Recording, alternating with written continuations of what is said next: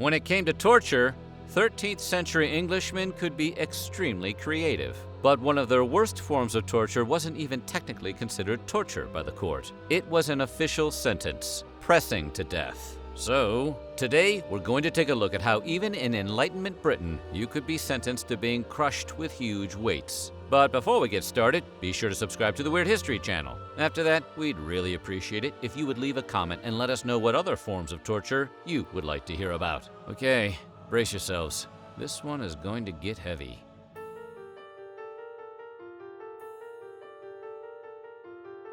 Dating all the way back to the 13th century, England used pressing as a form of punishment, and the practice continued well into Britain's Enlightenment. The punishment was technically known as peine forte et dure, or strong and hard punishment, and the people who endured it hadn't even been convicted of a crime in the first place. In fact, peine forte et dure was actually used to coerce a suspected criminal to plead guilty or not guilty before the court, so that they could then be put on trial. The victims, for their part, could end their torment at any time if they simply cried out, "Not guilty." In its heyday, a pressing went a little something like this. First, the individual sentenced to pressing was stripped nude. Then, heavy weights were laid upon their body, essentially slowly suffocating the person. More and more weights were added, tormenting the poor sufferer. From there on out, gravity did the rest, and it wasn't necessarily quick. A man or woman could live for days with weights crushing them. In the end, though, they would succumb in an utterly agonizing way. Victims of pressing not only suffocated, but their bones were also crushed and sometimes even burst through their skin.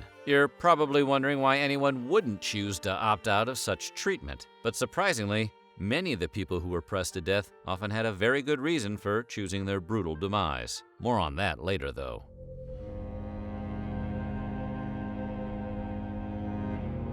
During the bloody English Reformation, people practicing the wrong faith, with wrong in this case meaning whatever faith had been declared illegal by the ruler of the moment, could easily find themselves on the chopping block. For example, when Queen Mary took the throne in 1554, she burned hundreds of Protestants at the stake. As Queen, Elizabeth I outlawed Catholicism. Even sheltering a Catholic priest was a capital offense. In 1586, Margaret Clitherow was caught red-handed. She had created a secret room in her house to hide priests. When the room was discovered, Margaret was arrested. She had already been thrown in jail 3 times for refusing to attend Anglican church services, so authorities were pretty confident she was guilty. Perhaps for that very reason, Margaret refused to enter a plea. Without a plea, the trial could not move forward, and Margaret was ordered to endure the punishment of pressing. First, she was stripped down in front of everyone. Wait, what does being stripped down have to do with refusing to enter a plea? Well, nothing really. In fact, scholars Peter Lake and Michael Questier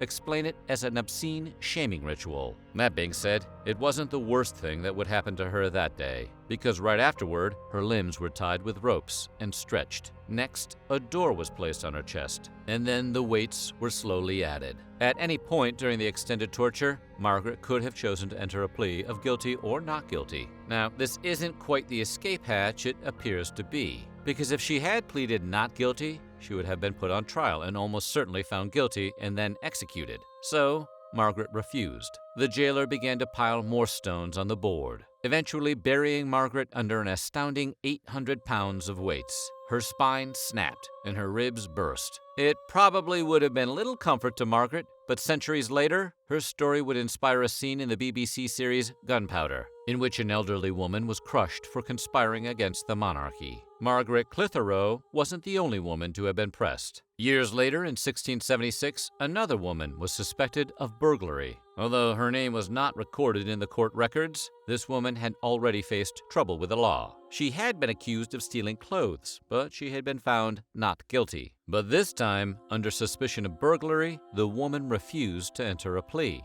The sheriff tried to persuade the woman to enter a plea. Even her own lawyer said she drew her blood upon her own head. But with her continued refusal, the court was forced to that terrible judgment, and the woman was taken to Newgate Prison and pressed to death. In 1676, a soldier by the name of Major Strangeways was accused of murdering a lawyer who had seduced his sister. When he refused to plead in court, Strangeways was sent to be pressed in the Old Bailey press yard. The court even had a machine, purposefully constructed with a view to pressing on the region of the heart, and so expediting death. As the machine pressed down, Strangeways' face turned from white to black. The weights were piled on until 400 pounds pressed down on Strangeways, but he still didn't perish. Finally, his friends, who had come to witness the pressing, jumped on top of the press to add their own weight to the wood and iron. Their weight finally ended the victim's suffering.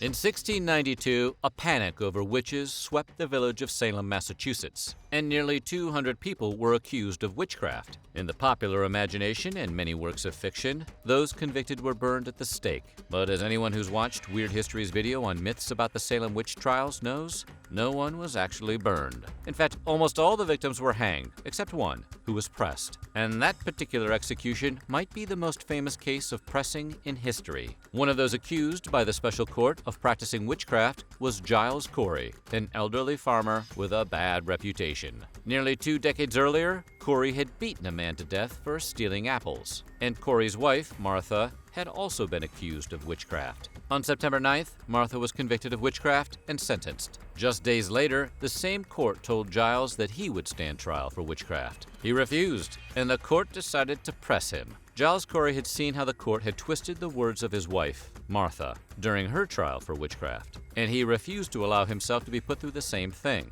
So, to force Giles to enter a plea, the court pressed him. As was customary with pressing, Corey was stripped naked before a board was placed on his body. Heavy stones were then set on top. This went on for a full day, and Giles refused to enter a plea. In fact, the only words he spoke were, "more weight," which honestly makes him sound pretty badass, unless he was actually saying, "more weight." On the second day, even more stones were added until the weight was unbearable. On September 19th, 1692, Giles finally succumbed after 2 days of being pressed and was buried in an unmarked grave.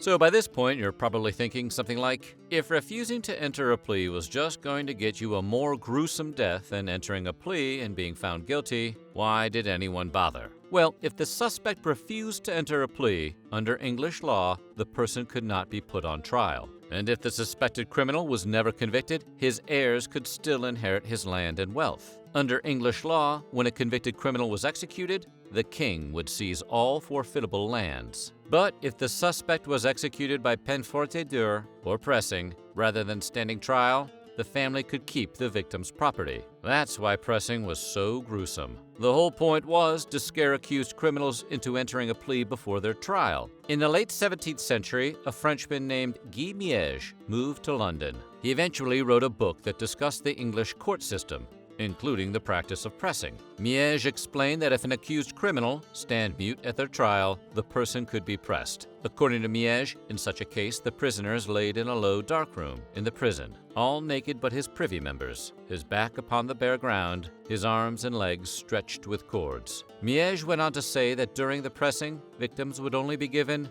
foul water. He also described the motives of the pressing victims. They accepted the grievous death to save their estates to their children.